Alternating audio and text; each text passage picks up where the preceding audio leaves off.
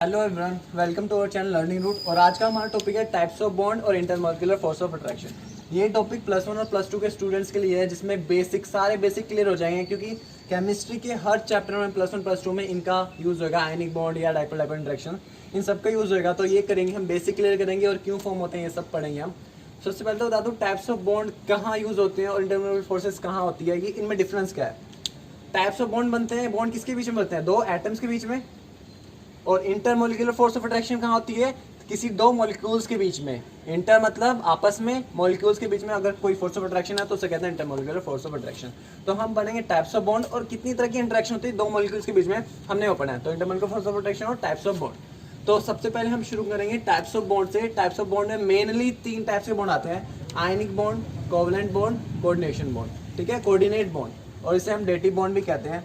ऊपर से 2 हम एक्स्ट्रा बॉन्ड पढ़ेंगे, हाइड्रोजन बॉन्ड और मेटालिक बॉन्ड। ये क्योंकि मोस्ट इंपॉर्टेंट है, इसीलिए हम इसको ही पढ़ेंगे। इसको अलग कैटेगरी में इसलिए रखा हुआ है क्योंकि हाइड्रोजन बॉन्ड में भी कोवलेंट बॉन्ड फॉर्म होते हैं, तो इसलिए इसकी टाइप हो सकती है। ठीक है, मेटालिक बॉन्ड आपको पता है मेटल्स के बीच में होता है। तो हम इनको ब्रीफली डिस्कस करेंगे, क्यों बनते हैं ये भी, और ऊपर से हम डाइपोल डाइपोल इंटरेक्शन ये सब पढ़ेंगे। इंटरेक्शंस पढ़ेंगे, दो मॉलिक्यूल्स के बीच में कौन कौन सी इंटरेक्शंस होती है और क्यों होती है, कैसे फॉर्म होगी, सब ब्रीफली पढ़ेंगे ताकि आपके कोई भी डाउट इसमें ना बचे। ठीक है, तो हम शुरू करेंगे पहले बॉन्ड से। टाइप्स ऑफ बॉन्ड से शुरू करेंगे, ध्यान से देखना। पहले आयनिक बॉन्ड करेंगे हम, फिर कोवलेंट, फिर कोऑर्डिनेट बॉन्ड। ठीक है, तो ध्यान से देखिएगा। तो सबसे पहले हम करेंगे आयनिक बॉन्ड। आयनिक बॉन्ड क्या होते हैं? नाम से पता लग रहा है आयंस के बीच में जो बॉन्ड होता है। क्या? Bond between ions. ठीक है, लेकिन आयंस बनते कैसे हैं? अगर प्रॉपर डेफिनेशन देनी है आयनिक बॉन्ड की तो क्या दोगे? तो ध्यान से लिखना, मैं बताता हूँ। आयंस कब फॉर्म होते हैं? जब कंप्लीट ट्रांसफर ऑफ इलेक्ट्रॉन होगा। क्या होगा? जब कंप्लीट ट्रांसफर ऑफ इलेक्ट्रॉन होगा। कैसे? बाय चांस मैंने ले लिया सोडियम। सोडियम एक मेटल है, ये एक इलेक्ट्रॉन लूज कर देता है। क्या करता है? एक इलेक्ट्रॉन लूज कर देता है, तो कंप्लीटली उसने लूज कर दिया। और क्लोरीन क्या होता है? हैलोजन है, इनको एक इलेक्ट्रॉन की नीड होती है, तो ये क्या करेंगे? उसी इलेक्ट्रॉन को गेन कर लेंगे कंप्लीटली। ये कंप्लीटली लूज कर देगा और ये कंप्लीटली गेन कर देगा, तो हमारे पास ये क्या बन गया आपका? Cl negative. अगर डेफिनेशन बताना चाहूँ आपको आयनिक बॉन्ड की, तो ध्यान से देखना। पहले फॉर्म क्यों होते हैं? फॉर्म इसलिए होते हैं कि अगर दो एटम्स के बीच में इलेक्ट्रोनेगेटिविटी का डिफरेंस बहुत ज़्यादा हो, क्योंकि सोडियम हमारे पास मेटल है, बहुत ज़्यादा इलेक्ट्रो पॉजिटिव एलिमेंट है, और क्लोरीन बहुत ज़्यादा इलेक्ट्रॉन नेगेटिव एलिमेंट है। क्यों? क्योंकि ये इजीली दे सकता है इलेक्ट्रॉन, और ये इजीली इलेक्ट्रॉन गेन कर सकता है। गेन मतलब इसको बहुत ज़्यादा नीड है इलेक्ट्रॉन की, तो ये मोस्ट इलेक्ट्रोनेगेटिव एलिमेंट है। क्या है? मोस्ट इलेक्ट्रोनेगेटिव एलिमेंट है। तो हमारे पास ये दोनों, अगर किसी दो एटम्स के बीच में इलेक्ट्रोनेगेटिविटी का डिफरेंस बहुत ज़्यादा है तो वो आयनिक बॉन्ड फॉर्म करेंगे। ठीक है, जैसे मैंने बता दिया सोडियम और क्लोरीन। तो जब ये आपस में कंबाइन करेंगे Na पॉजिटिव और Cl नेगेटिव, तो ये क्या बनाएंगे? NaCl। And NaCl is a type of ionic bond. इनके बीच में कौन सी बॉन्ड है? आयनिक बॉन्ड है NaCl के बीच में। तो आयनिक बॉन्ड पता लग गया आपको क्या होते हैं? बॉन्ड बिटवीन आयंस, लिख सकते हो the bond form when the complete transfer of electrons occurs between 2 elements. ठीक है ना, 2 एलिमेंट्स या 2 एटम्स लिख सकते हो। यहाँ पे हमने सोडियम और क्लोरीन लिया है, तो Na, अगर एग्जांपल देना आयनिक बॉन्ड का तो किस में होता है? NaCl में होता है। पता भी लग गया आपको कैसे करना है आपने, तो याद रखना ये वाला क्राइटेरिया। ये हमने किया है आयनिक बॉन्ड। ठीक है, आयनिक बॉन्ड समझ में आ गया। अब हम करेंगे कोवलेंट बॉन्ड। अगर इसमें भी कोई डाउट है तो आप कमेंट कर सकते हैं, मैं आपको उसके बारे में बता दूंगा। अब हम करने जा रहे हैं कोवलेंट बॉन्ड, ध्यान से देखना। तो अब हमारा सेकंड है कोवलेंट बॉन्ड। कोवलेंट बॉन्ड क्या होता है? ध्यान से देखना। कोवलेंट बॉन्ड बनता है शेयरिंग से। क्या? शेयरिंग से। लेकिन बनता क्यों है? तो बताता हूँ क्यों बनता है। तो कोवलेंट बॉन्ड तभी बनेगा जब दो हमारे पास एलिमेंट होंगे, ए और बी, इन दोनों की इलेक्ट्रोनेगेटिविटी ऑलमोस्ट सेम होगी। थोड़ा सा डिफरेंस हो, बहुत कम डिफरेंस होगा। कैसे? अगर ए हमारे पास लेस पॉजिटिव है और ये हमारा लेस नेगेटिव है, ठीक है ना, तो इनके बीच में इलेक्ट्रोनेगेटिविटी का डिफरेंस आपने बोलना है। कोवलेंट बॉन्ड क्यों फॉर्म होते हैं? क्योंकि इलेक्ट्रोनेगेटिविटी का डिफरेंस क्या होता है? बहुत कम होता है। इलेक्ट्रोनेगेटिविटी का डिफरेंस बहुत कम होता है। क्यों? अगर ज़्यादा होगा, बाय चांस इलेक्ट्रोनेगेटिविटी ए और बी में बहुत ज़्यादा है, तो आपको बताया था आयनिक बॉन्ड फॉर्म होंगे, क्योंकि कंप्लीटली एक लूज कर लेगा, कंप्लीटली गेन कर देगा। लेकिन अगर दोनों ही हमारे पास एटम कंबाइन है, मान के चलो मैं FCl2 एग्जाम्पल ले रहा हूँ, Cl2। ठीक है, 2 क्लोरीन के एटम है, Cl और Cl सेम ही है, मैं तो सेम ही ले लिया, मतलब दोनों की इलेक्ट्रोनेगेटिविटी सेम है। तो ये क्या करेंगे? शेयर कर लेंगे इलेक्ट्रॉन, क्योंकि 7 होते हैं क्लोरीन के बाद, तो 7 1 2 2 4 2 6 1 7, और इसके पास भी 7 हैं। तो क्या करेंगे? ये इन दोनों ने शेयरिंग कर ली, इक्वल शेयरिंग होगी, तो ये इनके बीच में जो क्लोरीन क्लोरीन के बीच में ये बॉन्ड बनाएगी, ये वाला बॉन्ड हमारे पास क्या है, covalent bond. Means covalent bond वहां बनता है जहां पर इलेक्ट्रोनेगेटिविटी का डिफरेंस नहीं होता या तो बहुत कम होता है, ठीक है। तो यहाँ पर देखो सेम मॉलिक्यूल था, ना इसके ऊपर कोई पॉजिटिव चार्ज आया, ना इसके ऊपर कोई नेगेटिव चार्ज आया, तो अगर इनके ऊपर चार्ज नहीं आ रहा तो इनमें से कौन से बॉन्ड है, कोवेलेंट बॉन्ड है, जहाँ पे इलेक्ट्रोनेगेटिविटी बहुत कम होता है डिफरेंस, ठीक है। अगर अलग एग्जांपल देना चाहूँ तो H2O में क्यों होता है, इसमें हाइड्रोजन बॉन्ड भी है, बाद में बताऊंगा आपको हाइड्रोजन बॉन्ड क्या होते हैं। लेकिन यहाँ पर देखो, यहाँ पर अगर हाइड्रोजन की इलेक्ट्रोनेगेटिविटी देखें और ऑक्सीजन की इलेक्ट्रोनेगेटिविटी देखें तो बहुत कम डिफरेंस है, इसीलिए जो H2O के बीच में भी बॉन्ड होता है वो क्या होता है, हमारे पास कोवेलेंट बॉन्ड होता है। CH4 के बीच में जो हमारे पास बॉन्ड होता है, कार्बन हाइड्रोजन के बीच में जो ये होता है, ये भी कोवेलेंट बॉन्ड होता है, क्योंकि इक्वल शेयरिंग से एक हाइड्रोजन ने दिया, एक कार्बन ने दिया, और इनके कार्बन की इलेक्ट्रोनेगेटिविटी और हाइड्रोजन की इलेक्ट्रोनेगेटिविटी में बहुत कम डिफरेंस है, इसलिए CH4 के बीच में जो बने हैं बॉन्ड वो भी कोवेलेंट बॉन्ड होते हैं, ठीक है। तो याद रखना कि कोवेलेंट बॉन्ड क्या बनते हैं, शेयरिंग ऑफ इलेक्ट्रॉन से बनते हैं किसी भी between two atoms of almost लिख सकते हो, ऑलमोस्ट सेम इलेक्ट्रोनेगेटिविटी। क्योंकि रीजन है, क्योंकि इलेक्ट्रोनेगेटिविटी अगर डिफरेंस ज्यादा रहेगा तो शेयरिंग नहीं करेंगे, एक अपनी तरफ अट्रैक्ट करेगा। देखो A और B, अगर ये ज्यादा इलेक्ट्रोनेगेटिव है, ये इलेक्ट्रोपॉजिटिव है और ये ज्यादा इलेक्ट्रोनेगेटिव है, तो इलेक्ट्रोनेगेटिव जितना होगा वो इलेक्ट्रॉन को अपनी तरफ उतना अट्रैक्ट करेगा, क्योंकि इलेक्ट्रोनेगेटिव जो जितना होगा उसको इलेक्ट्रॉन की इतनी नीड होगी, तो ये बॉन्ड इसकी तरफ अट्रैक्ट हो जाएगा, तो वो शेयरिंग नहीं करेगा, वो कंप्लीटली गेन कर लेगा, तो आयनिक बॉन्ड फॉर्म हो जाएंगे। तो इसीलिए इलेक्ट्रोनेगेटिविटी का डिफरेंस बहुत कम होना चाहिए या तो ऑलमोस्ट सेम होना चाहिए, तब आपके कोवेलेंट बॉन्ड फॉर्म होंगे शेयरिंग से, ठीक है ना। तो ये हमारा हो गया कोवेलेंट बॉन्ड। अब हम थर्ड टाइप करेंगे कोऑर्डिनेट बॉन्ड, वो ध्यान से देखना, वो भी बहुत जरूरी है क्योंकि वो बहुत कम बच्चों को पता होता है। मोस्टली कोवेलेंट बॉन्ड और आयनिक बॉन्ड का यूज होता है, लेकिन कभी कभी कोऑर्डिनेट बॉन्ड भी आ जाता है, तो वो भी ध्यान से देखना, ठीक है। अब हम करेंगे थर्ड टाइप ऑफ बॉन्ड, जिसे हम कोऑर्डिनेट बॉन्ड भी कहते हैं और डेटिव बॉन्ड भी कहते हैं। इसमें क्या होता है, हमने आयनिक और कोवेलेंट बॉन्ड पढ़ लिया, उसमें क्या था, आयनिक में क्या था, कंप्लीटली डोनेट कर दे रहा था और एक कंप्लीटली गेन कर ले रहा था। कोवेलेंट में क्या था, कोवेलेंट में शेयरिंग थी, कोवेलेंट में क्या थी, शेयरिंग थी। अब हम थर्ड टाइप करेंगे कोऑर्डिनेट बॉन्ड। इसमें क्या होगा, ये होगा, इसमें आपका होगा दो एटम होंगे A और B, एक इलेक्ट्रॉन रिच होगा, एक क्या होगा, इलेक्ट्रॉन रिच एलिमेंट होगा, एटम होगा, और दूसरा इलेक्ट्रॉन पुअर, ठीक है ना। जब ये क्या होगा, इलेक्ट्रॉन रिच मतलब इसके पास लोन पेयर है, क्या है, लोन पेयर, तो ये अपने लोन पेयर क्या करेगा, इधर डोनेट कर देगा, लेकिन शेयरिंग दोनों करेंगे। ध्यान देखना कैसे बनेगा, मैं A और B का एग्जांपल ले रहा हूँ, A के पास लोन पेयर है, तो ध्यान देखना A और B जब बॉन्ड फॉर्म करेंगे तो ये A अपना लोन पेयर शेयर कर लेगा B के साथ, तो क्या हुआ, ये बॉन्ड कैसे फॉर्म हुए, कोऑर्डिनेट बॉन्ड तब फॉर्म होंगे जब एक दे देगा इलेक्ट्रॉन और शेयर क्या करेंगे, दोनों करेंगे, क्या करेंगे, शेयर दोनों करेंगे, लेकिन देगा सिर्फ एक एटम, ठीक है। तो अगर मैं एग्जांपल दे रहा हूँ तो सल्फर डाइऑक्साइड का ले रहा हूँ, इसमें एक जो बॉन्ड बनेगा वो डेटिव बॉन्ड बनेगा। कैसे, मैं बताता हूँ कैसे। सल्फर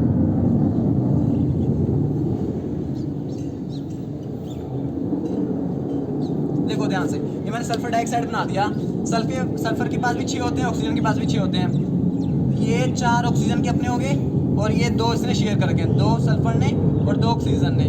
ऐसे ही ऑक्सीजन के पास 6 थे, ये 6 अपने अपने पास रखे, लेकिन ये 2 किसके हैं, ये 2 सल्फर के हैं, दोनों इलेक्ट्रॉन, क्योंकि ऑक्सीजन के 6 यहाँ पर है, तो मतलब डोनेट सल्फर ने किए हैं और शेयरिंग क्या कर रहे हैं, दोनों कर रहे हैं, शेयरिंग क्या कर रहे हैं, दोनों करें, क्योंकि सल्फर के पास 6 होते हैं ना, 2 यहाँ है, 2 यहाँ है और 2 यहाँ सल्फर के, तो मतलब ये वाला बॉन्ड क्या हुआ है, सल्फर ने अपने इलेक्ट्रॉन दिए हैं लेकिन शेयरिंग क्या कर रहे हैं, दोनों कर रहे हैं, तो ये वाला बॉन्ड हमारा डेटिव बॉन्ड और कोऑर्डिनेट बॉन्ड होगा। तो याद रखना, डेटिव बॉन्ड और कोऑर्डिनेट बॉन्ड वहां बनेंगे जहां पे लोन पेयर एक्स्ट्रा होगा किसी के पास, और वो क्या कर देगा, मतलब donate one and shared by both, तो वो बॉन्ड क्या होते हैं हमारे पास, कोऑर्डिनेट बॉन्ड होंगे। ध्यान से, कोऑर्डिनेट बॉन्ड भी समझ में आ गया आपको। तो ये तीनों बॉन्ड बहुत ज्यादा इंपॉर्टेंट थे बॉन्ड्स में, पहला था आयनिक, दूसरा कोवेलेंट, थर्ड था हमारा कोऑर्डिनेट बॉन्ड। अब हम पढ़ेंगे हाइड्रोजन बॉन्ड और मेटालिक बॉन्ड। हाइड्रोजन बॉन्ड जो अब कराने जा रहा हूँ वो भी बहुत ज्यादा इंपॉर्टेंट है, मोस्टली आता ही आता है हाइड्रोजन बॉन्ड हर चैप्टर में, तो ध्यान से देखना, हाइड्रोजन बॉन्ड भी मिस ना करना। तो हम करेंगे हाइड्रोजन बॉन्ड। तो अब है हमारा हाइड्रोजन बॉन्ड, और हाइड्रोजन बॉन्ड बहुत ज्यादा इंपॉर्टेंट है सारे बॉन्ड से। क्यों, क्योंकि इसमें हमारे पास क्या कहता है, मोस्टली चैप्टर में हाइड्रोजन बॉन्ड्स आता है। तो बनता कैसा हाइड्रोजन बॉन्ड, ध्यान से देखना, नाम से पता लग रहा है हाइड्रोजन, मतलब हाइड्रोजन बॉन्ड फॉर्म करेगा, उसे हम हाइड्रोजन बॉन्ड करेंगे, लेकिन किसके साथ फॉर्म करेगा, क्योंकि ये बहुत सेलेक्टिव एलिमेंट के साथ बनाता है। सेलेक्टिव एलिमेंट्स कौन कौन से होते हैं, उनके अंदर प्रॉपर्टी होती है। सेलेक्टिव एलिमेंट्स बता देता हूँ, हाइड्रोजन 3 एलिमेंट्स के साथ मोस्टली हाइड्रोजन बॉन्ड बनाता है। किसके साथ, एक हो गया हमारा ऑक्सीजन के साथ, नाइट्रोजन के साथ और फ्लोरीन के साथ। याद रहेगा क्यों बनाता है वही बताऊंगा, रीजन बताऊंगा। मतलब ऑक्सीजन के साथ आपने सुना होगा H2O, इसके बीच में हाइड्रोजन बॉन्डिंग होती है वाटर के बीच में। नाइट्रोजन के साथ अमोनिया और फ्लोरीन के साथ हाइड्रोजन फ्लोराइड HF। तो ये जो तीन जो मॉलिक्यूल्स लिख दिए मैंने, इन तीनों के बीच में क्या होती है, हाइड्रोजन बॉन्डिंग होती है। बताता हूँ क्यों बनती है हाइड्रोजन बॉन्ड, क्यों बनती है।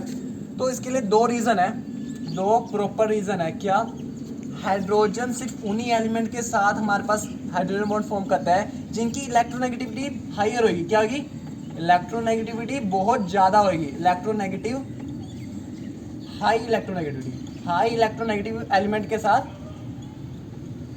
पहला रीजन जो होगा कि अगर किस एलिमेंट, ऑक्सीजन की इलेक्ट्रोनेगेटिविटी बहुत ज्यादा होती है, नाइट्रोजन की भी और फ्लोरीन की, इन तीनों की इलेक्ट्रोनेगेटिविटी बहुत ज्यादा होती है, इसीलिए हाइड्रोजन के साथ हाइड्रोजन बॉन्ड बनाता है। और सेकंड रीजन ये है कि स्मॉलर साइज क्या होना चाहिए, एलिमेंट का साइज क्या होना चाहिए, स्मॉल होना चाहिए। हमें पता है ऑक्सीजन, नाइट्रोजन और फ्लोरीन तीनों का साइज क्या है, बहुत स्मॉल है, क्योंकि एक ही शेल है तो तीनों का साइज क्या है, बहुत स्मॉल है। तो ये दो रीजन की वजह से हाइड्रोजन सिर्फ इन्हीं के साथ हाइड्रोजन फॉर्म करता है, जैसे कि H2O फॉर्म करता है, नाइट्रोजन के साथ अमोनिया और F के साथ हाइड्रोजन फ्लोराइड। तो रीजन पता लगा हाइड्रोजन बॉन्ड क्या होता है, the bond between hydrogen and most electronegative element. ठीक है, तो जैसे मैंने बता दिया H2O, NH3 और HF, इन तीनों के बीच में हाइड्रोजन बॉन्ड होता है। मैं एक एग्जांपल से बताता हूँ। मैं ना एग्जांपल ले रहा हूँ H2O का, H2O का एग्जांपल ले रहा हूँ, ध्यान से देखना हाइड्रोजन बॉन्ड बनते कैसे हैं।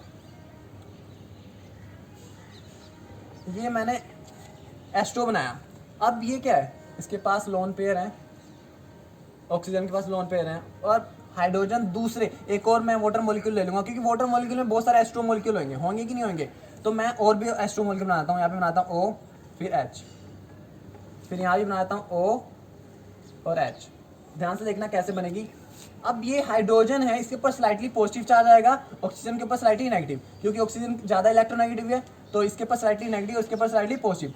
तो ये स्लाइटली पॉजिटिव है, ये भी स्लाइटली नेगेटिव होगा, तो इन दोनों के बीच में जो इंटरेक्शन होगी इससे हम कहेंगे हाइड्रोजन ब्रिज। ये क्या बनेगा, दो हाइड्रोजन बॉन्डेड मॉलिक्यूल्स के बीच में जो ब्रिज बनता है उसे कहते हैं हाइड्रोजन ब्रिज। क्या कहेंगे इसे, हाइड्रोजन ब्रिज।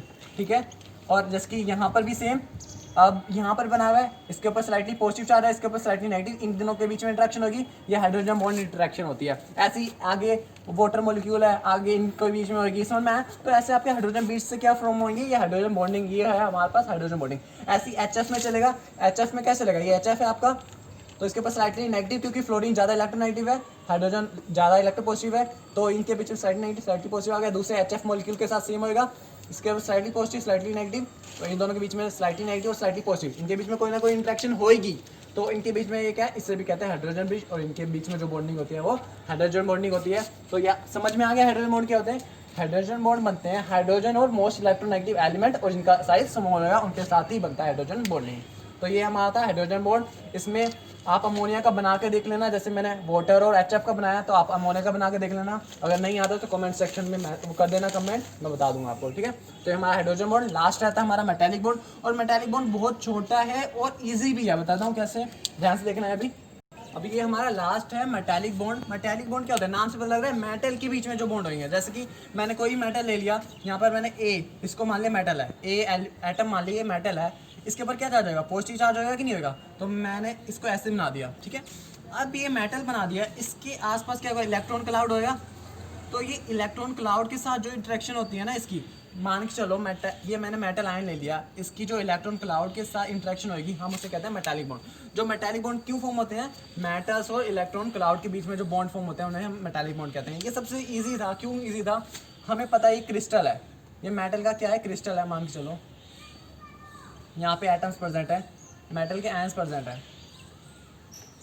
ठीक है, अब क्या होगा, इसमें कहीं ना कहीं फ्री इलेक्ट्रॉन होंगे कहीं ना कहीं, तो फ्री इलेक्ट्रॉन की मेटल आयन के साथ जो इंटरेक्शन होगी, ये हमारे पास नेगेटिव है, हमें पता है नेगेटिव और पॉजिटिव एक दूसरे के अट्रैक्ट होते हैं, और मेटल के ऊपर कौन सा होता है, पॉजिटिव चार्ज होता है। तो मेटल के पॉजिटिव आयन और जो इलेक्ट्रॉन के बीच में जो इंटरेक्शन होगी, तो उसे हम कहेंगे मेटालिक बॉन्ड कहेंगे।